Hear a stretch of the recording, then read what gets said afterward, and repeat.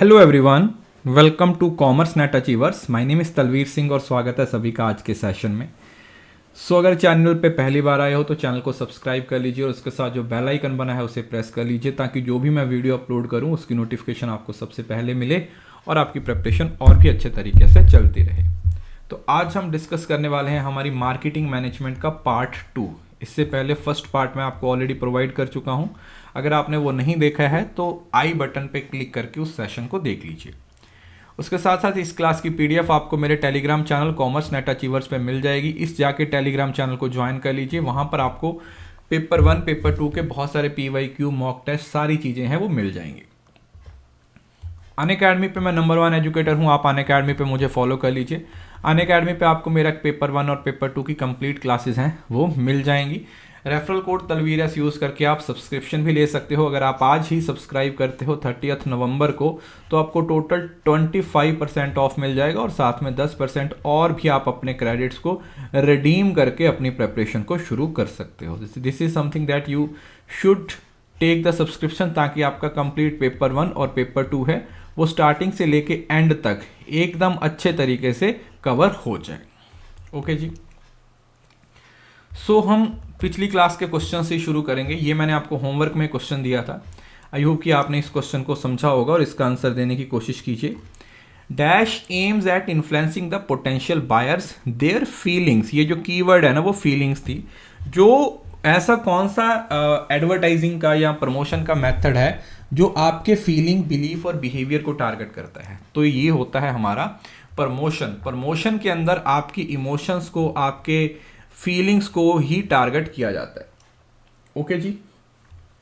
Next question 11th question है dash begins with formulating an offering to meet the target audience customer needs और wants. कि किससे शुरुआत होती है जहां पर एक ऑफरिंग बनाई जाती है जो प्रोवाइड की जाएगी या दी जाएगी कस्टमर की ज़रूरतों को पूरा करने के लिए। Marketing mix preparation, marketing mix setup, marketing mix planning या मार्केटिंग मिक्स शेड्यूलिंग। तो ना तो शेड्यूलिंग होता है, ना ही सेटअप होता है, ना ही प्रेपरेशन होता है। This is what we call marketing mix planning. कि हम मार्केटिंग मिक्स को प्लान कर रहे हैं कि ये हमारा मार्केटिंग मिक्स होने वाला है और इसके थ्रू हम अपने ऑब्जेक्टिव्स को अचीव करेंगे। हमारी जो टारगेट ऑडियंस है उसकी ज़रूरतों को पूरा करने वाले, उसकी ज़रूरतों को हम क्या करने वाले हैं? पूरा करने वाले हैं। ओके जी, बात समझ आ गई। Next question The set of tangible and intangible attributes including packing, color, price, quality and brand plus the of the seller, service and reputation, service and status, service sources and value, sales और revenue। तो इस चीज़ का main focus कहाँ पे होता है? Service और reputation पे। किस पे फोकस किया जाएगा? सर्विस और रेप्यूटेशन पे इसका फोकस होता है। अब ये भी एक मैच द कॉलम है। The product is a bundle of perceived benefit that meet hits needs. मतलब मीट हिज नीड्स, किसकी ज़रूरतें? कस्टमर की, कंज्यूमर की। तो ए को किसके साथ मैच करेंगे? 4 के साथ। जैसे ही आप ए को 4 के साथ मैच करोगे आपका पूरा क्वेश्चन निकल के सामने आ जाएगा। ए को 4 के साथ मैच किया, बी को 3 के साथ मैच कर देंगे क्योंकि मैन्युफैक्चरर है वो कस्टमर के हिसाब से प्रोडक्ट बनाएगा, जो प्रोडक्ट के लिए सब कुछ सोचेगा, पूरा अपनी फोकस लगाएगा, वो आपका प्रोडक्ट जो प्रोडक्शन एग्जीक्यूटिव हो जाएगा। और जो प्रोडक्ट की कम्युनिकेशन के बारे में सोचेगा वो कौन होगा? वो एडवर्टाइजर होगा। वो कौन होगा? वो एडवर्टाइजर होगा। तो ये सिंपल क्वेश्चन था। मैच द कॉलम क्वेश्चन काफ़ी सारे हमने पहले भी डिस्कस किए हैं, आगे भी डिस्कस करेंगे। ये इंपॉर्टेंट है आपके पेपर के पॉइंट ऑफ व्यू से। Which goods is the goods that consumer purchase frequently, immediately and with minimum efforts? For example, newspaper, soap. मतलब ऐसी गुड्स जिसपे आपको ज़्यादा एफर्ट्स, ज़्यादा मेहनत, ज़्यादा पैसा नहीं लगाना पड़ता, जिसमें मिनिमम एफर्ट्स लगते हैं, जैसे न्यूज़पेपर है। इस तरीके की गुड्स को हम क्या गुड्स बोलते हैं? These are our convenience goods, जिसको हम अपनी कन्वीनियंस के अकॉर्डिंग परचेज कर लेते हैं। बड़े आराम से, बड़ी आसानी से ये हमें अवेलेबल हो जाती हैं। So that's why these goods are called convenience goods. Next, in the firm faces trade-off between high market share and high current profit। मतलब कौन से स्टेज है ऐसी जहां पर आपका मार्केट शेयर भी हाई होता है और साथ ही साथ आपका जो प्रॉफिट होता है वो भी हाई होता है? Publicity stage, growth stage, finance stage या फिर डेवलपमेंट स्टेज।